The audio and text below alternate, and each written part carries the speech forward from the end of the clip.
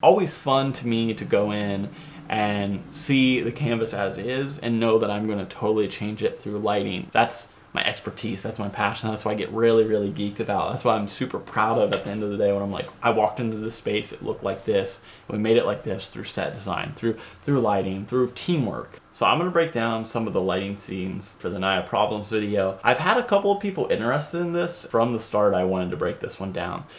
Mostly because it's a really affordable lighting look, but it looks very big budget in my opinion.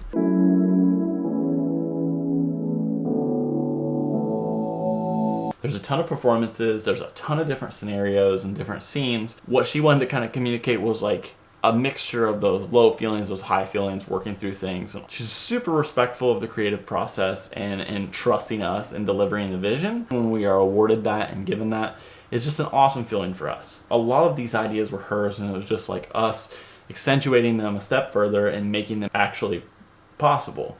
When an artist comes to us, they already have a good general understanding of what that song is about, what the meaning is behind it, what the emotion is behind it. Our place is to make those ideas a reality, to communicate with them how we're going to make that a reality. You know, the big things were we wanted some moody, kind of dramatic things that played off of these blues and reds. We shot it all on the C300 Mark II, which has so much dynamic range, and in color grading, it just allows you to pull so much out, shift some colors around really well, and it doesn't really fall apart. It has that beautiful Canon color that I just absolutely love. It has the ND filters built in, which played a huge role on creating our look internally and bringing the light in the certain way that it did. We did take a slightly different approach with it, renting a lot of really practical lights. You know, in the past, it's like use a bunch of tungsten. Tungsten creates a bunch of heat. Now LED has all these bells and whistles to them, from amazing RGB to super accurate color to dialing in intensity. Like, there's just so many advantages to how fast this lighting works. We used 2 Quasar RGB rainbow lights. I think they're the first thing that Quasar really put out that I was totally impressed with, and we got those from our friends over at Ohio HD. You know, they power so many of our projects. These were our lights that we were relying on for any of our color, any of our real stylized type of shoots, and then we were pairing them with our own light kit, 2 YongNuo 1200 daylight LEDs and 1 YongNuo 900 daylight LED. What I really like about those lights is that they're super lightweight, they're very affordable, amazing for a 3-light kit that is super versatile, which allows us to put a lot of our modifiers from our flash photography on them. That's something we don't get out of a lot of other lights. I can pop our LEDs into a big parabolic, I can pump them through an umbrella, I can pump them into an octabox, a softbox, and that's why I really like them. They do take a little bit longer to set up. In this scenario, we had the time. Now, the first scene I'm going to dive into is a bedroom scene. We did a handful of those from an early morning vibe to a nighttime vibe. Ultimately with those, they all had the same key light. And the key light was coming from a 1200 LED, and it was in our octabox, our 42-inch octabox with half diffusion, pushing right through the diffusion. It was really soft but punchy at the same time. What I like about the octabox is it just cuts so much of the light off so you can really hone in on subject. This was really all about NYA and making it feel really personal to her and having a lot of contrast falling off behind her. We shot 90% of this video on a Rokinon 50mm. We had it wide open at T1.5. We had 4 stops internally on the camera, so that just eliminated so much light, and also by toning that down, it added more saturation to the lights that had color to them. That's what gave it the really final contrasty look, and you see that throughout this whole film. We set camera to 4700 on Kelvin, so it naturally kind of cooled things down. There were the warmer yellow scenes where we actually pushed the Kelvin internally up to 6500 just to warm all the lighting up and give that early morning glow. So a lot of our tricks in color were done through white balance internally, understanding what the correlation was between setting the camera's white balance to the white balance that our lights were putting off. In that first scene in the bed at the nighttime scene, we did a lot of color layering. So in the background, you will see a little bit of blue and a little bit of red. It was just a Quasar RGB in the back that was kind of hitting into the shadows, and the goal was to just paint the shadows a color. Yeah, we could have done that in post, but I didn't want the shadows on NYA to be green or blue.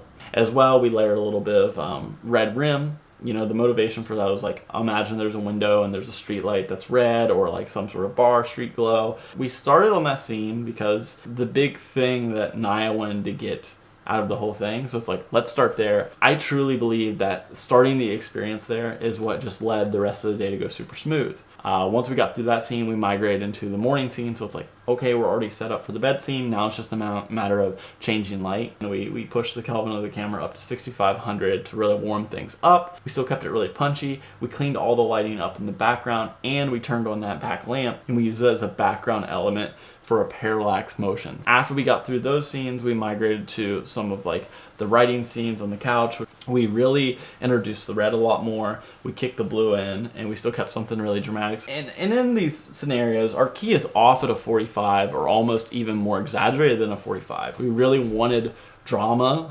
while still very elegant. And that's a fine line. You know, it's really easy to go dark and dramatic, but I do think that's where the Octabox has this really nice, you know, softness and punch to it. I didn't go into this thinking, this is exactly what I'm gonna do, but I have a good idea of what I want. A lot of times I'm usually taking the opposite approach. I'm trying to keep the light as far away as possible and still keep it really dramatic. So we ended up bringing the light in a lot closer to the subject than what I initially planned. Once we got through all of the loft, we moved our way into some backdrop shots. We did the black backdrop shots, which were really cool profile shots, and this is where we started to push in the red. But you know, like I was trying to communicate passion, romance, aggression. We did a profile instead of straight onto camera, which I think is more intimate, like you're peeking in on someone, and we just used the Quasar tube vertically right in front of her. It was like less than 2 feet away. We blocked all the lighting off, and we just had it very dark, really about a rim of red,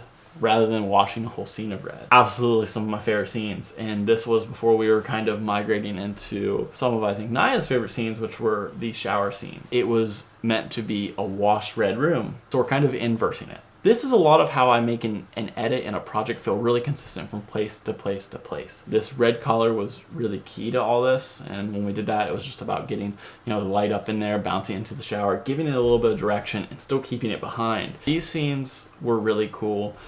Playing with the water effect, getting, you know, like kind of that washing yourself clean of feelings, working through it, and then we were able to follow this all up with the outdoor stuff that was a little bit more uplifting. You're at the mercy of clouds, at the mercy of the sun, at the mercy of, you know, where the shadows are playing. So it's like you really got to use your eye and see a place for what it is, you know. And for those scenes, it was about letting her move, dance, to uplift the song and to make the edit feel way more alive. And overall, those scenes came out really cool. Only other scene that I thought was really fun was we did a catwalk scene at a certain time of the day. There's just like the skylights let the light come in. It's really cool. We kicked a bunch of haze, so we had these nice rays. There's not really any lighting being added on, but it was about modifying what already existed. I love those scenes. There's nothing super crazy going on. We just went up there and did one take, and it just happened to work. All in all, the project is one of the cooler things we've ever done, and approaching it with practicality. And I think it opens up a ton of creativity because